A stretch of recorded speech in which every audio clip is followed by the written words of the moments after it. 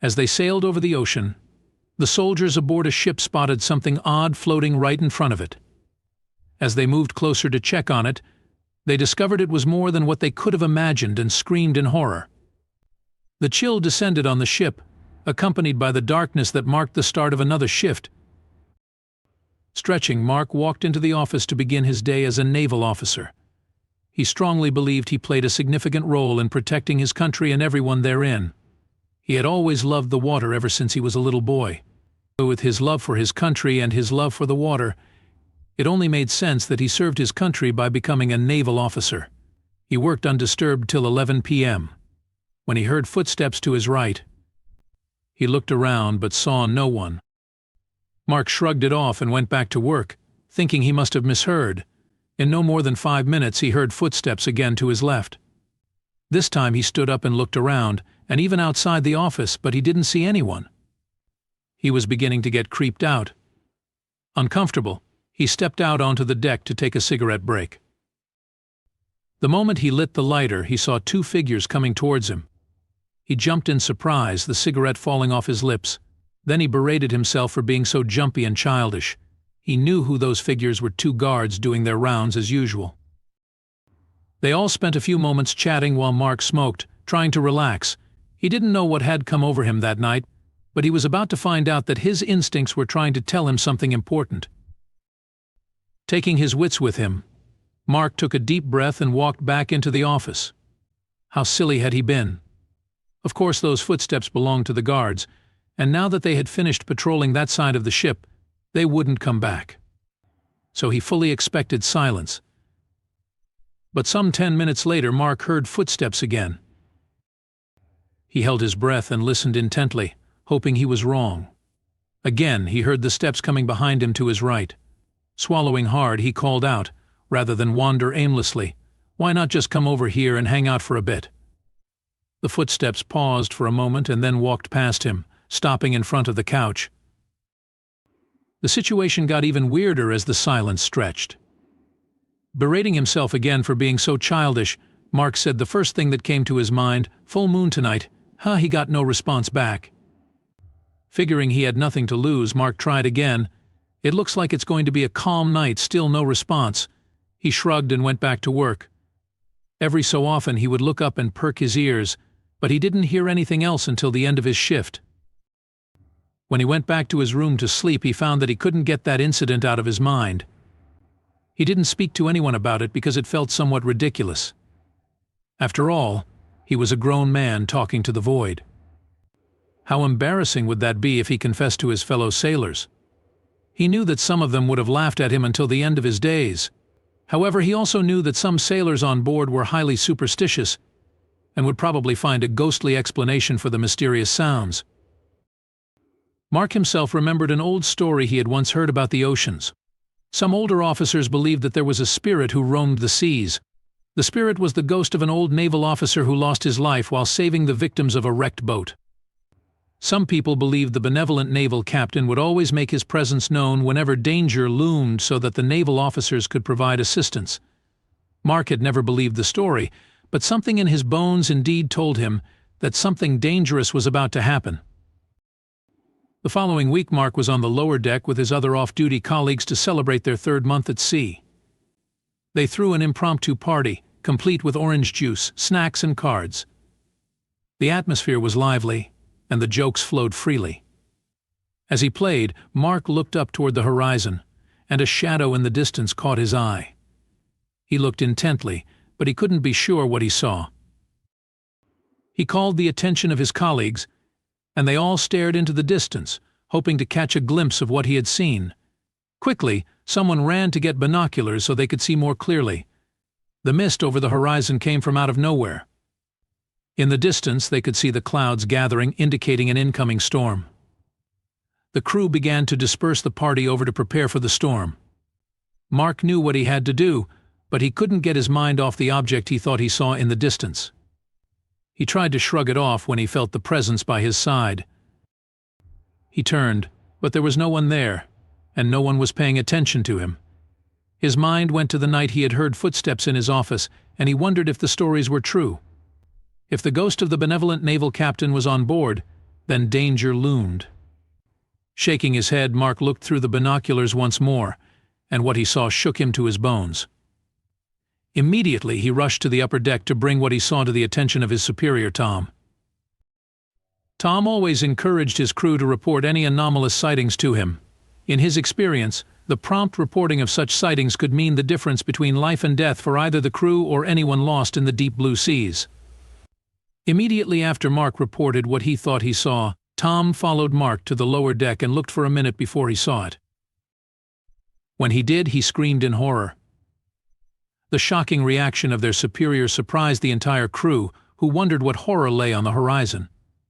Tom immediately gave orders that the ship change course in the direction of the storm. The crew received their instructions and immediately moved into action, steering the ship towards the eye of the storm. Some of the officers on the deck still couldn't see what the fuss was all about on the horizon. Mark pointed them in the right direction, and there they saw the outline of a big ship several miles away. But right in front of their ship was something else, and the officer traced his finger down until his fellow sailors noticed a wooden plank in the water. Shockingly, on the plank was a little boy who couldn't be any more than 10.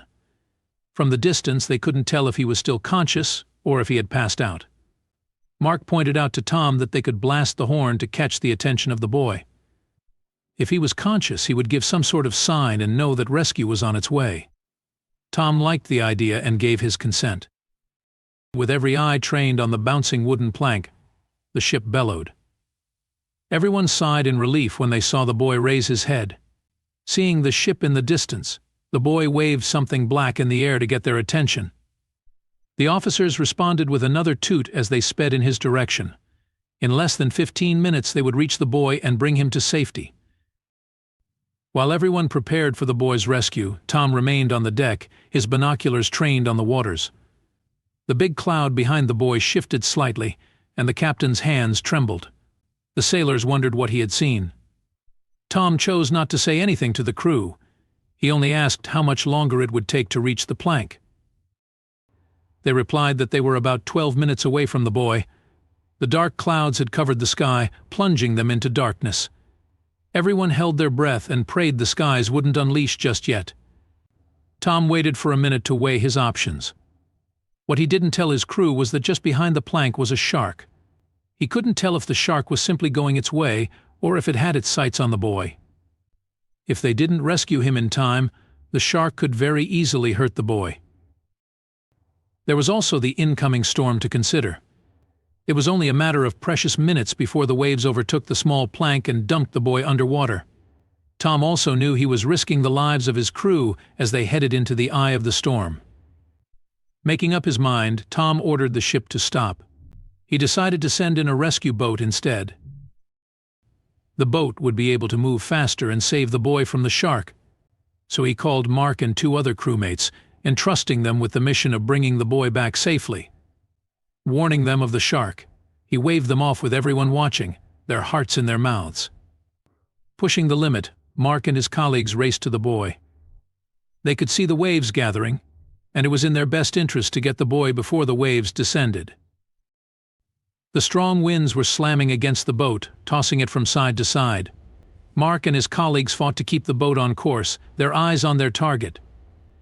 They were less than a minute away when the waves hit and the boy disappeared underwater.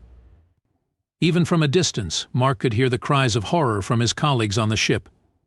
Everyone on the boat looked at each other in dismay. Without a second thought, Mark jumped into the water. The 2 crew members on the boat inched slowly, waiting for any sign of Mark or the little boy to help. They waited for a minute, then 2, but saw nothing. Worried, they wondered if it was a smart option for another crewmate to go into the water after them. Just then, they heard a sound over the roar of the ocean. Looking to their right, they saw Mark struggling to stay afloat in the distance, one arm wrapped around the unconscious boy. They raced towards him. Right behind Mark, the fin of a shark could also be seen racing towards him. Spent, Mark struggled to stay afloat with the little boy. He hoped the boat would get to them soon. He had barely any strength left to hold on. Suddenly he felt a strange presence next to him, urging him to turn around. No sooner had he turned around than the shark came whizzing past him. Had he not turned, the shark would have bulldozed over him with the little boy in tow. In the boat, still a distance away, Mark swiveled his head as the shark circled around him. He was fairly certain it was alone, as sharks rarely move in groups.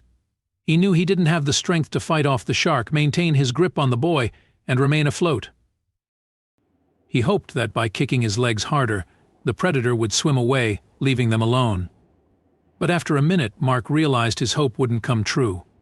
He could feel the shark gearing up for another attack. The boat was out of reach and would be of no help. He took a deep breath and prepared to fight the battle of his life. Suddenly he heard a deep roar that could have been the bellow of a ship or the growl of the sea. The sound stunned him but also drove the shark away. Try as he might, he felt his consciousness slip and his grip on the boy loosen. Just before they both went under, strong hands grabbed them. The two crewmen lifted them onto the boat. The cheers of their colleagues could be heard in the distance, but Mark was already unconscious. There was no time to rejoice, however, as the heavens decided to pour out right that instant. The rain hit hard and fast. The crewmates fought to keep the boat from capsizing and at the same time to get back to the ship. With Mark and the boy unconscious, every second counted toward getting them to safety. Thankfully, their fellow sailors on the ship were prepared for them. The moment they climbed on deck, the medical team took over, wrapping all four of them in blankets.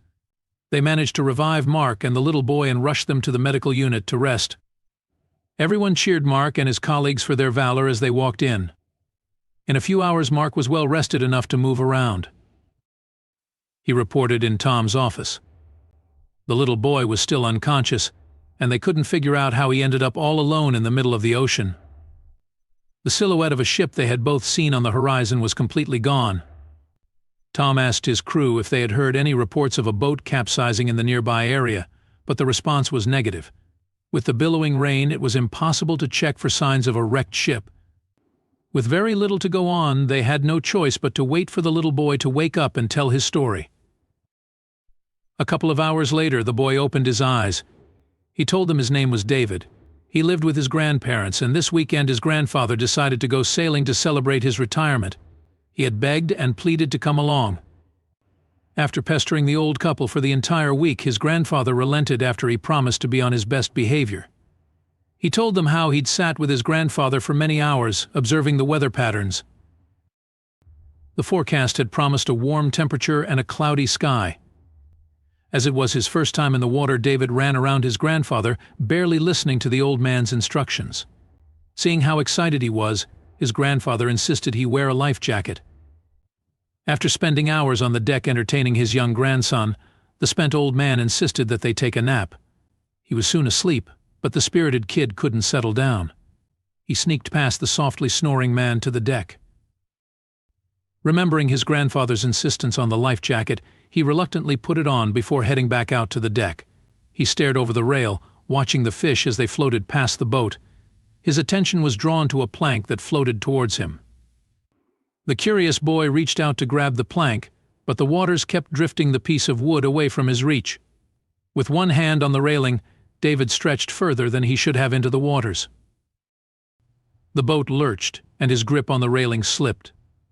He fell into the water with a loud splash. Scared, David cried aloud, but there was no one to hear his screams. The life jacket kept him afloat, but he couldn't swim. Quickly, he grabbed onto the plank, sat on it, and attempted to row his way back to the boat. Unfortunately, the waves took the boat further from reach. Scared beyond his wits, David clutched to the plank and screamed for help. In no time, all that he could see was an expanse of water on all sides. Still, David refused to give up. He came across black plastic bags in the water, and he tied them together. As he screamed for help, he waved the plastic bag, hoping to catch the attention of any boats in the surrounding area. As David recounted his story, one of the crewmates barged into the room. Quickly apologizing, he passed his phone to Tom. It seemed David had made the news. As soon as his grandfather woke up and couldn't find him, he feared the worst and sought the help of the public to find his poor grandson. Several news outlets and blog posts picked up interest in the story, making it the hottest item in the news. Many people had gotten into their boats to help, and the Coast Guard had pitched in as well. Everyone heaved a sigh of relief. They could only imagine how worried David's poor grandparents must be feeling at the thought of their grandson missing at sea. Tom gave his subordinates instructions to tell the proper authorities that they had found David. The little boy became attached to Mark and would follow him everywhere. The whole team was amused at the bond that formed between the little boy and his savior. When his grandparents came for him, David hugged Mark for a long time, refusing to let go. Mark had to gently pull the boy away and make him promise to be more careful in the water. David's grandparents showered Mark with many thanks, acknowledging that if he hadn't noticed their boy in the vast ocean, they would have lost him forever. 3 days after the whole ordeal, Mark stood on the back deck and heard footsteps to his right. By this time, he didn't care how childish and silly he sounded. He had felt an odd presence next to him too many times not to believe in the story of the old captain's ghost. And now he knew that the familiar ghost had come to him again. Taking a deep breath, he said, "Thank you. I don't know what trick you did with the clouds, but if it wasn't for you, David would have drowned." Like always, he heard nothing in response. A minute later, he heard a splash but saw nothing drop into the water. Mark never heard from the ghost again. He still felt a little silly when he thought that a strange feeling had alerted him to the presence of a little boy in the ocean, or had warned him against an impending shark attack. But he didn't mind anymore. All that mattered was that everything had turned out just fine.